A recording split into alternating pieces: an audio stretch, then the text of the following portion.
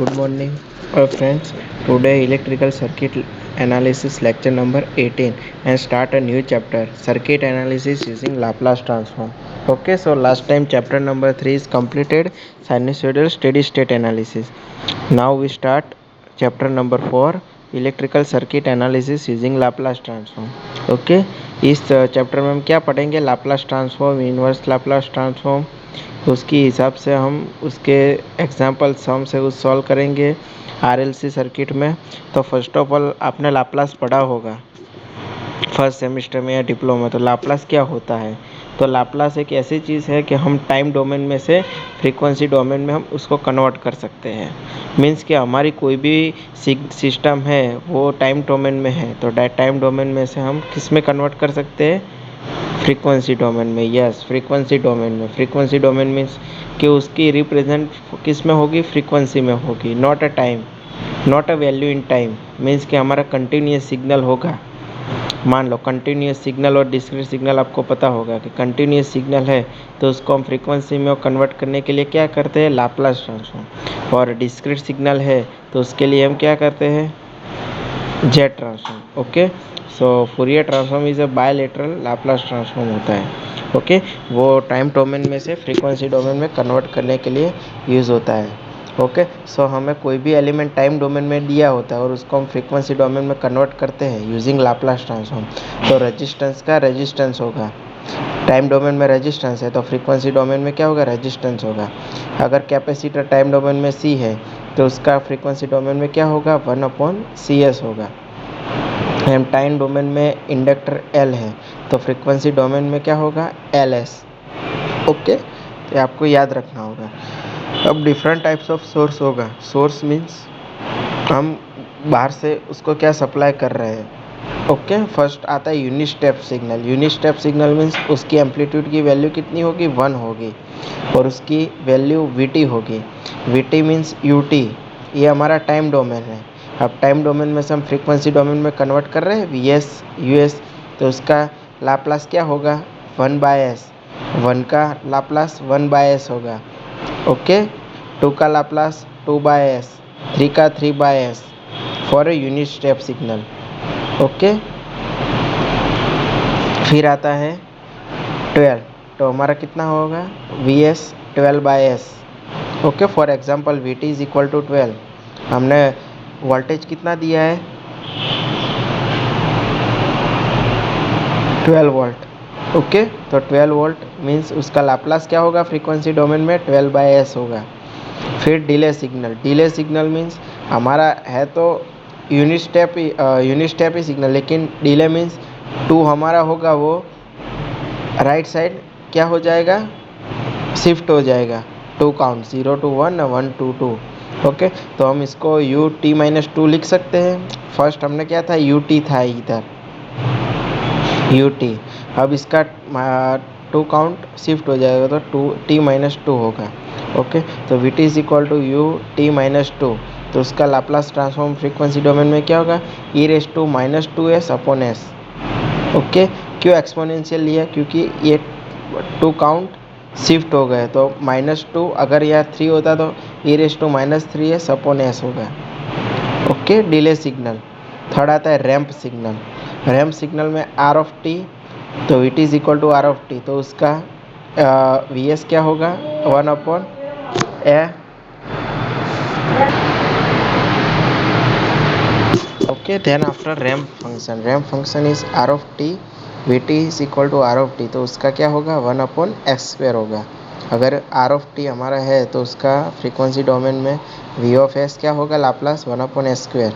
फिर delay ramp signal. तो delay ramp signal क्या होगा? VT SR(t-1), तो कितना होगा? S(e⁻s)/s²।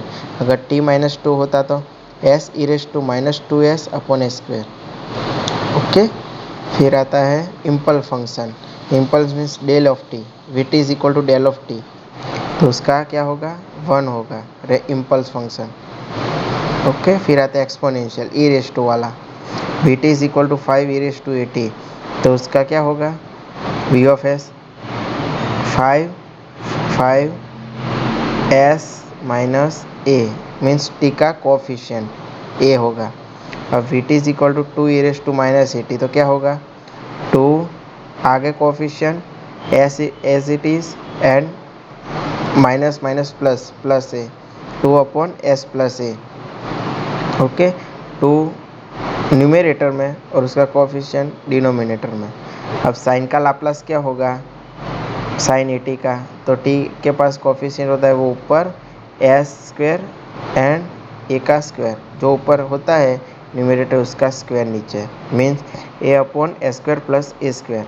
अब साइन 25 टी का क्या होता है बताओ, तो 25 अपॉन ए स्क्वायर प्लस 25 का स्क्वायर 625।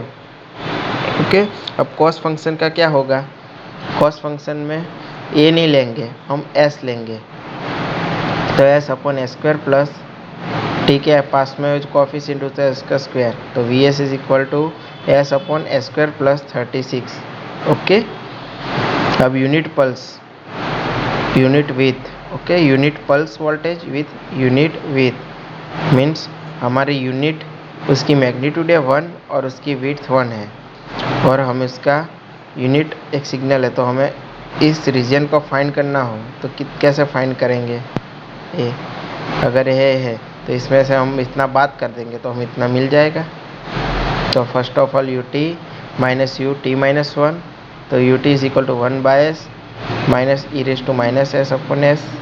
ओके, ये हमारा क्या है शिफ्टेड सिग्नल है और हमारा यूनिट सिग्नल का 1 बाय एस था और शिफ्टेड का E raise to minus S upon S, तो इसका हम निकालेंगे तो 1 minus E raise to minus S upon S, क्योंकि एस एस कॉमन है। ओके, तो फर्स्ट ऑफ ऑल अब एक एग्जांपल देखते हैं। ओके, तो एग्जांपल में determinate the current I T when the switch is close at T is equal to 0 with 0 initial condition. Okay, तो इसमें हम क्या फाइंड करना है, करंट आई टी फाइंड करना है।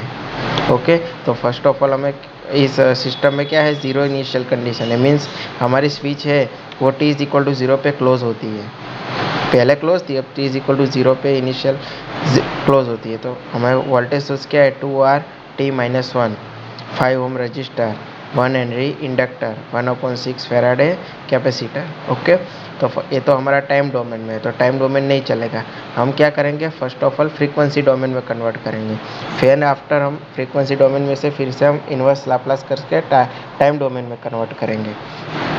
ओके, तो first of all V T is equal to 2 R T minus 1। Okay, इतना समझ में आया, सोर्स हमने V T is equal to 2 R T minus 1 लिया है। अब इसका हम फ्रीक्वेंसी डोमेन में V S is equal to क्या करेंगे 2 A raise to minus S S square, हमने आगे देखा था रैंप सिग्नल में। ओके, रैंप सिग्नल हम देख लेते हैं फिर से, कहाँ है रैंप सिग्नल, देख ये रहा ना, डिले रैंप सिग्नल। ओके, तो क्या था 5 E raise to minus S upon S square. Okay, उसी की तरह है A. Okay, 2 E raise to minus S upon S square delay ramp signal.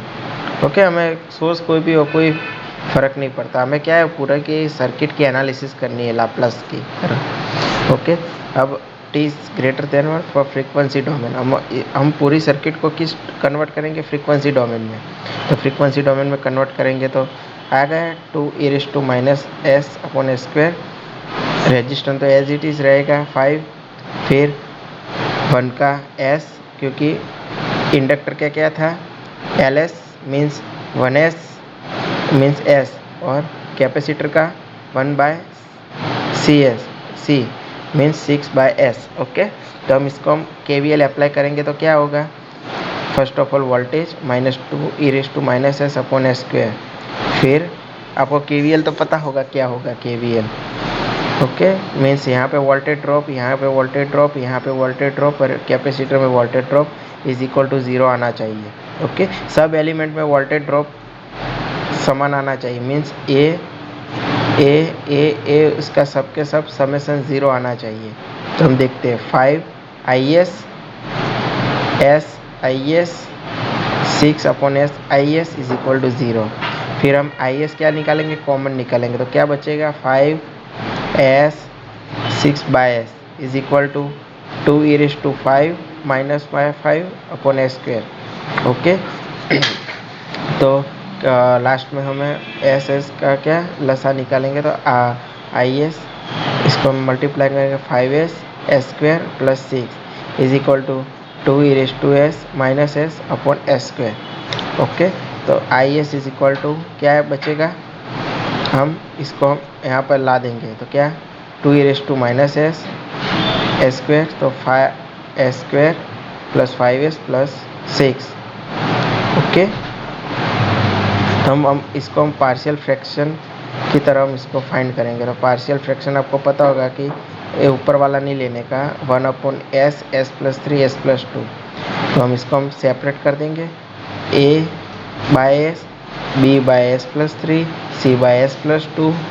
तो फर्स्ट ऑफ ऑल हमें ए की फाइंड करनी है, तो हमें ए को क्या करना पड़ेगा, कैंसिल करना पड़ेगा। तो s इज इक्वल टू हम क्या लेंगे, 0 लेंगे। Okay, s is equal to 0 means यहाँ पे 0 लेंगे, 0 लेंगे तो क्या होगा 1/s प्लस 3 s प्लस 2। ये नहीं लेंगे, ये 2 लेंगे तो क्या होगा 1/6, 3 दूना 6। फिर b is equal to 1/s plus s plus 2। Okay, तो हमें यहाँ पर 1/3 मिलेगा, क्योंकि b की जगह s इज इक्वल टू -3 लेंगे तो क्या बचेगा 3 प्लस 2 -1 इंटू -3 तो 3 1/3। c is equal to 1/s plus 3। तो इस हमें क्या लिखना पड़ेगा, s इज इक्वल टू -2, तो -2 प्लस 3 1 -2 तो -1/2 आ गए। अब सबको हम कोफिशिएंट को हम लिखेंगे 2e⁻⁵ तो एज इट इज़ हमें यहाँ पे था। अब हमें क्या करना है कि 1/6s, okay 1/6s plus 1/3s plus 3 -1/2 s plus 2 रख दिया, वो सेम इसी था। अब हम क्या करेंगे, अब इसको हम मल्टीप्लाई करेंगे पूरे टर्म के साथ। तो e⁻s 2 3 तो 3s आ गया, वो कैंसिल हो जाएगा, 2 और 6 मीन्स 3। फिर से अंदर मल्टीप्लाई करेंगे तो 2e⁻s अपॉन 3s प्लस 3। फिर यहाँ पर अंदर मल्टीप्लाई करेंगे तो 2e⁻s upon s plus 2। Okay, तो इसका हम फिर से क्या करेंगे, इन्वर्स लाप्लास क्या होगा कि 1/3 तो एज इट इज़ हम निकाल लेंगे, e⁻s अपॉन s का इन्वर्स लाप्लास u(t−1), 2/3 को हम बाहर निकाल लेंगे, e⁻s अपॉन s प्लस 3 का क्या आएगा, e⁻3t−1 u(t−1), unit ramp signal हमारा जो डिले होता है वो। ओके, और लास्ट में e⁻2t−1 ut। ओके, तो ये हमारा IT की वैल्यू आ गई पूरी।